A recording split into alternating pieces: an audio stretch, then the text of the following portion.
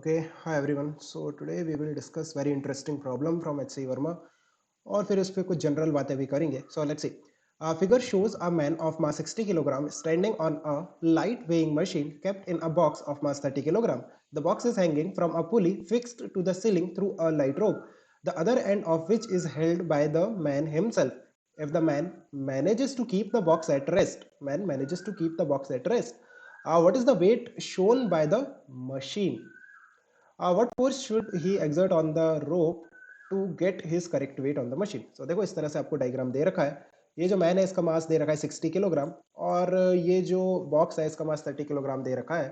For the time being हम इसे थोड़ा जनरल वे में सॉल्व करते हैं. सो मान लेते हैं जो मैन है उसका मास m1 है और जो बॉक्स है उसका मास m2 है और जो रोप है वो तो मासलेस है, तो दैट्स फाइन. और आपको क्या दे रखा है कि man applies a force on this rope to keep this box at rest.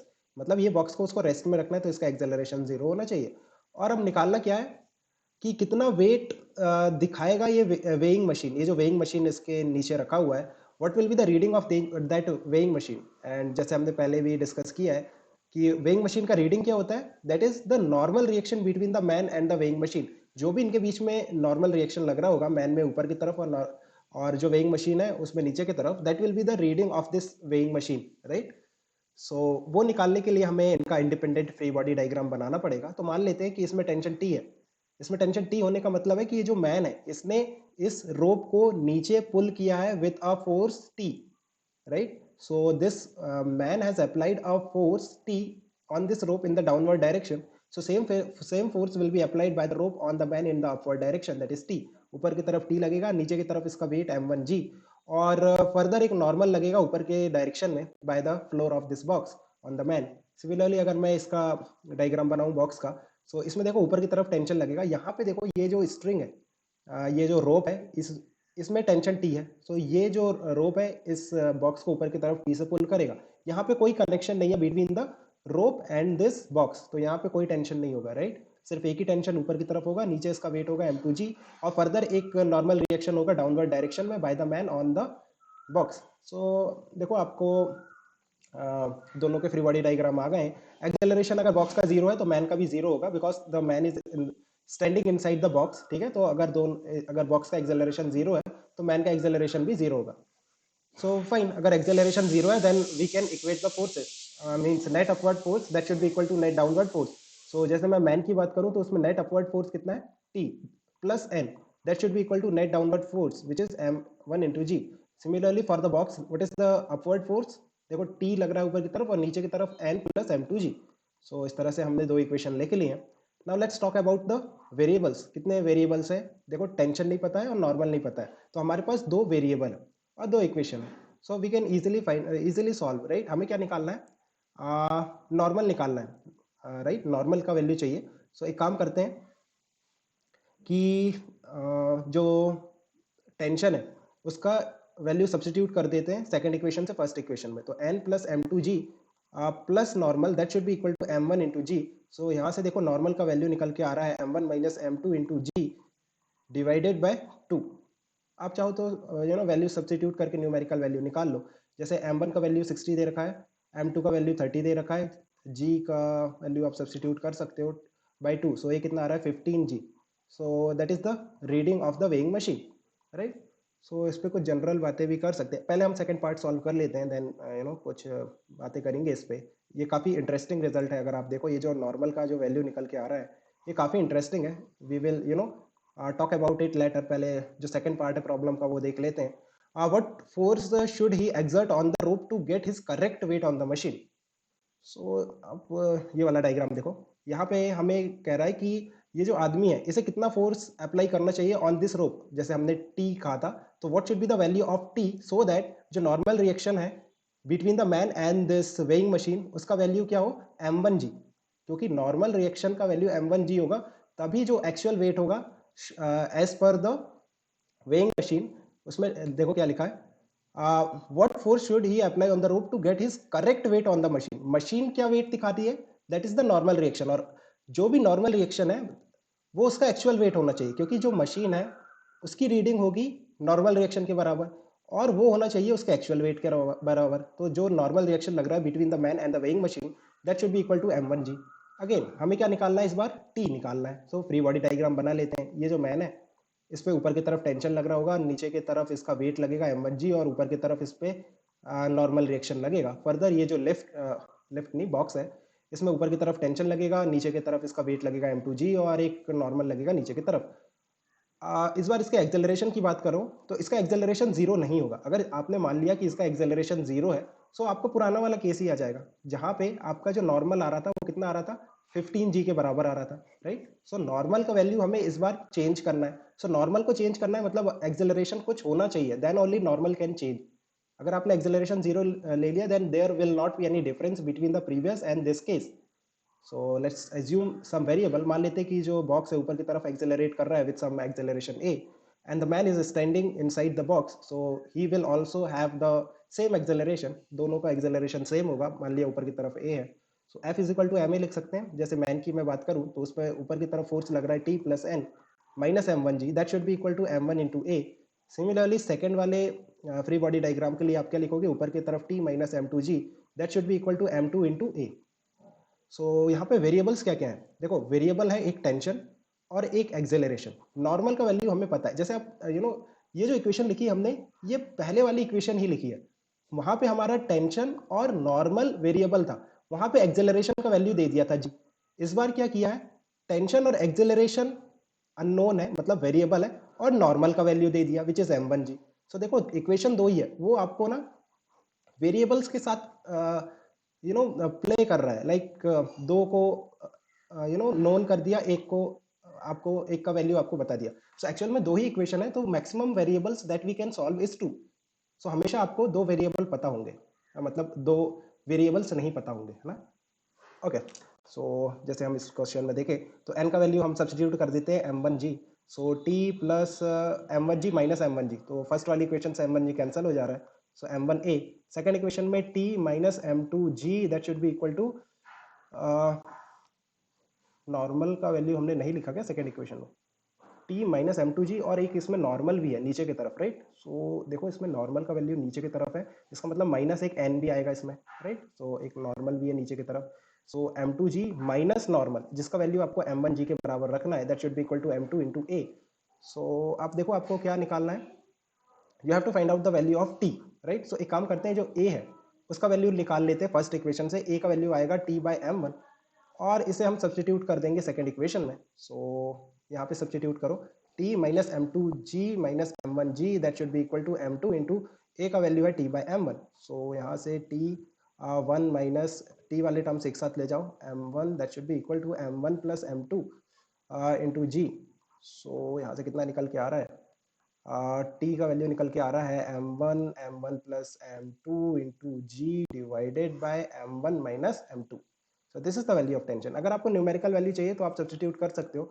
M one 60 था और एम टू 30 था, तो 60 प्लस 30 90 हो जाएगा, इंटू जी हो जाएगा। M one minus M two कितना है, M one minus M two 30 हो जाएगा, राइट। 60 माइनस 30 30, तो ये 2 हो जा रहा है, 180 जी आ रहा है, 180 g. So this is the value of tension. इतना फोर्स उसे लगाना पड़ेगा सो दैट द नॉर्मल का जो वैल्यू निकल के आएगा वो एक्चुअल वेट के बराबर आएगा। यहाँ पे अगर आप नॉर्मल रिएक्शन मेजर करोगे between the man and the weighing machine, that should be equal to M one into G. M one कितना है 60, तो यहाँ पे 60 जी के बराबर आएगा, राइट। ओके, अब कुछ जनरल बातें कर लेते हैं हम इस पे। जैसे यहाँ पे देखो, यहाँ पे आप नॉर्मल देखो, काफ़ी इंटरेस्टिंग है ना। यहाँ पे नॉर्मल की वैल्यू अगर आप देखो, m one minus M two into ji divided by two. So देखो नॉर्मल जीरो हो जाएगा when m one equal to m two हो जाएगा।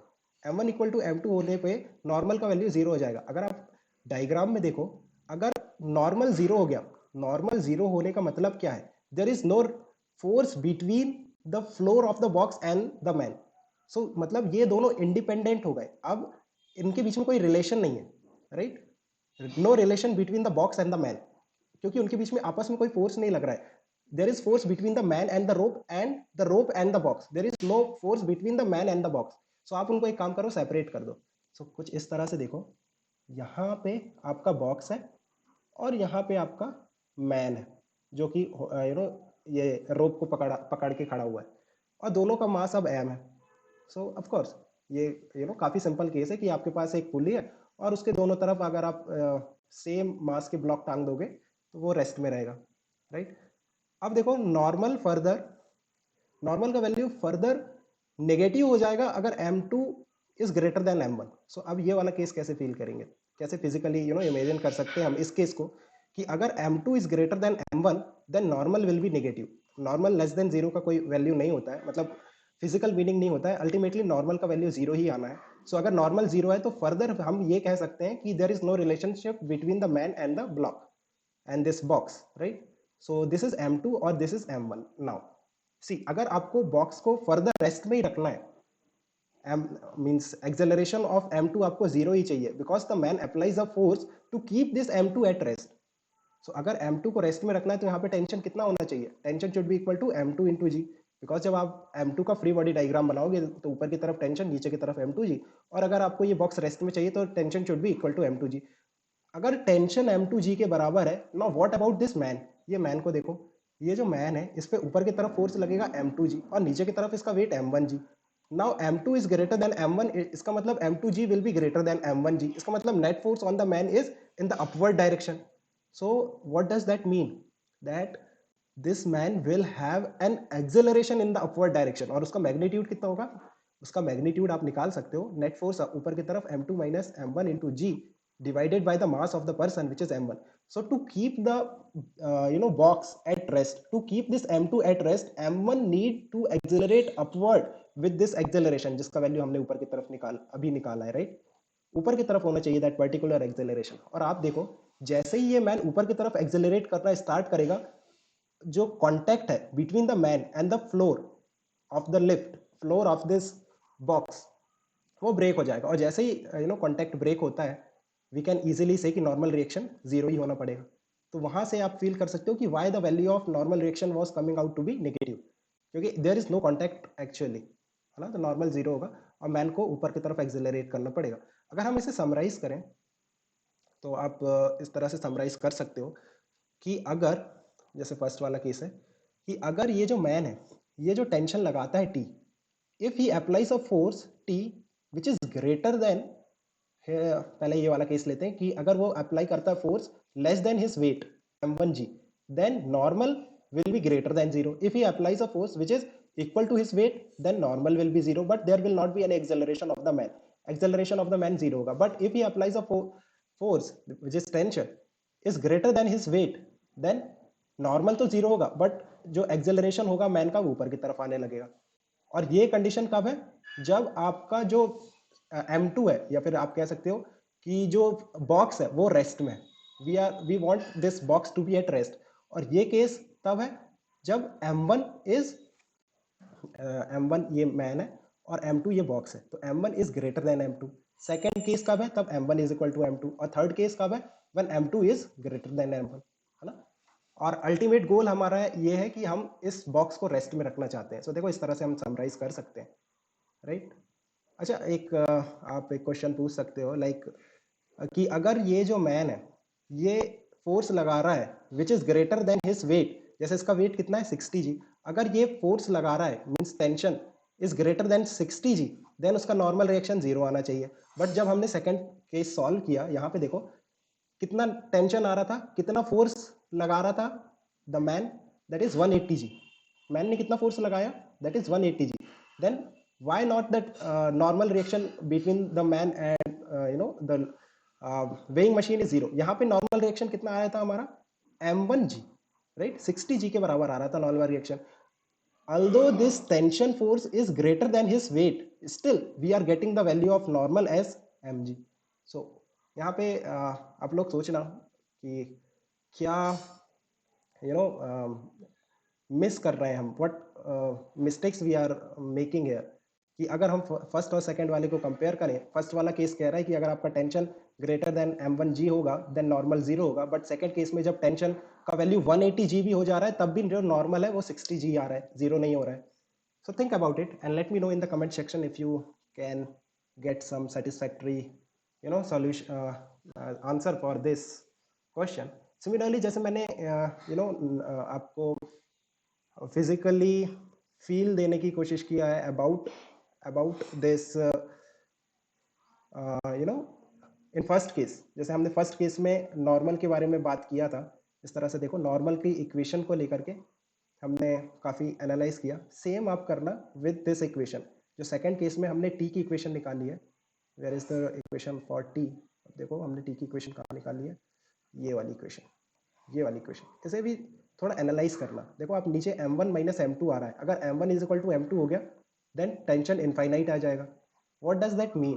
क्या कभी ऐसा पॉसिबल ही नहीं है कि अगर m1 is equal to m2 हो या फिर m2 is greater than m1 हो, तो उस केस में क्या ऐसा पॉसिबल ही नहीं है कि उसका जो रीडिंग है, the reading of the weighing machine is equal to his actual weight, right? Think about it and let me know in the comment section, or we can discuss further in the Telegram group. Okay guys, keep working hard, right? And if you have any doubts we can discuss there. Okay, keep working hard. Best of luck for your exams. Bye.